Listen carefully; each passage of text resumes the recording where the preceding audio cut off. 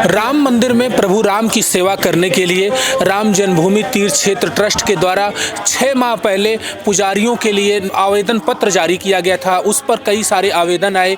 आवेदन आने के बाद 20 पुजारियों का उसमें सिलेक्शन हुआ। सिलेक्शन होने के बाद 6 महीने की उनकी ट्रेनिंग पूरी कर ली गई है। अब राम जन्मभूमि तीर्थ क्षेत्र ट्रस्ट के द्वारा उन पुजारियों को राम मंदिर में प्रभु राम की सेवा करने के लिए तैनात कर दिया गया है। उन पुजारियों के लिए बाकायदा राम जन्मभूमि तीर्थ क्षेत्र ट्रस्ट के द्वारा मंदिर परिसर में रहते हुए ड्रेस कोड भी लागू कर दिया गया है। मोबाइल पर पूरी तरीके से प्रतिबंधित कर दिया गया है। कोई भी पुजारी राम मंदिर परिसर के अंदर कोई फोन नहीं इस्तेमाल कर सकता है। इसी संबंध में हम संपूर्ण जानकारी लेने के लिए आज राम जन्मभूमि तीर्थ क्षेत्र ट्रस्ट के मीडिया समन्वयक शरद शर्मा जी के साथ जुड़ रहे हैं, जो ड्रेस कोड से लेकर के पुजारियों की ट्रेनिंग पर संपूर्ण जानकारी तिलक पत्रिका पर देंगे।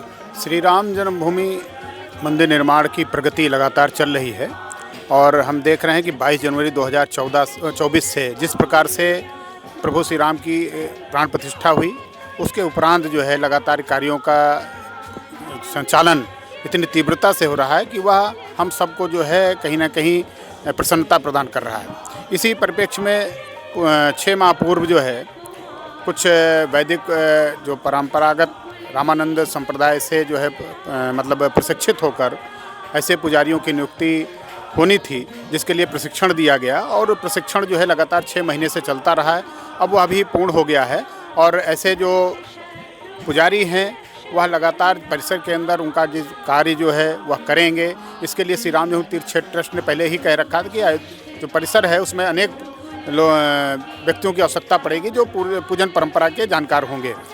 अब जो है जब उनका प्रशिक्षण पूरा हो गया है तो स्वाभाविक है कि ट्रस्ट जो है उस पर ध्यान दे रहा है और उनको जो है कहीं ना कहीं जिस प्रकार से, चाहे वो गर्भगृह हो, चाहे वह जो है अन्य मठ मंदिर हो, अंदर परिसर में परकोटे का जो निर्माण हो उसके अंतर्गत आने वाले मठ मंदिर हैं, तो ये सारे विषयों को ध्यान में रखते हुए श्री राम जन्मभूमि तीर्थ क्षेत्र ट्रस्ट जो है उनको अपने साथ जोड़ने का कार्य कर रहा है। और रही बात ड्रेस कोड की, तो स्वाभाविक है कि पूरे देश भर में अनेक प्रमुख मठ मंदिर हैं जिनकी अपनी एक परंपरा है पूजन की, और उस पूजन परंपरा में पुजारियों का भी अपना एक दायित्व बनता है। उनकी वेशभूषा है, चाहे आप माता वैष्णो देवी देख लीजिए, चाहे आप बालाजी तिरुपति देख लीजिए, चाहे आप जो है मुंबई की महालक्ष्मी का देख लीजिए मंदिर, शनिदेव का मंदिर देख लीजिए, या सिद्ध विनायक देख लीजिए।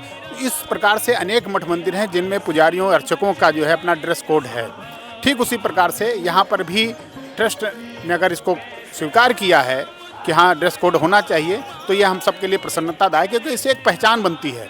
जो पुजारी यानी जो अर्चक होंगे उनकी अगर ड्रेस कोड जो है पीताम्बरी होगी, धोती श्वेत होगी और मत्थे पर या सिर पर जो है साफा होगा, तो ये तो बहुत ही लोगों को अच्छा लगेगा।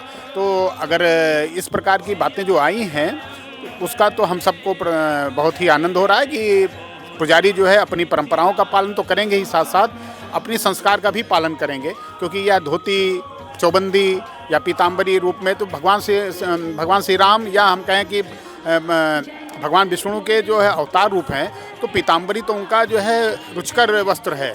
और यह अगर पीताम्बरी वस्त्र में वो अर्चक वहाँ पर रहते हैं तो यह हम सब के लिए जो है प्रसन्नतादायक है। देखा आप लोगों ने, अभी शरद शर्मा जी हमारे साथ जुड़े हुए थे, जिन्होंने एक महत्वपूर्ण जानकारी दी कि राम मंदिर के अंदर जो भी अब पुजारी रहेंगे वो पीले वस्त्र का कुर्ता धारण करेंगे, श्वेत धोती पहनेंगे और पीला साफा लगाएंगे, जो सबसे बड़ा एक राम मंदिर की अलग पहचान होगी।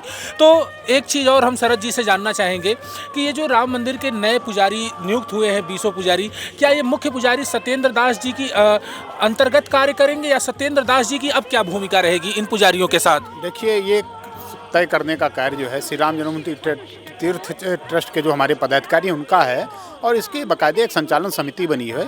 उनके निर्णय के उपरांत ही कुछ कहा जा सकता है। अभी फ़िलहाल जो है वो चूँकि प्रशिक्षण प्राप्त कर उनका प्रशिक्षण पूर्ण हो चुका है, तो स्वाभाविक है कि वहाँ पर दैनिक जो पूजन पद्धति चल रही है उसकी जानकारी उनको होनी चाहिए, और वह उसको प्राप्त कर रहे हैं। और आगे का निर्णय जो होगा वह श्री राम जन्मभूमि तीर्थ क्षेत्र ट्रस्ट लेगा।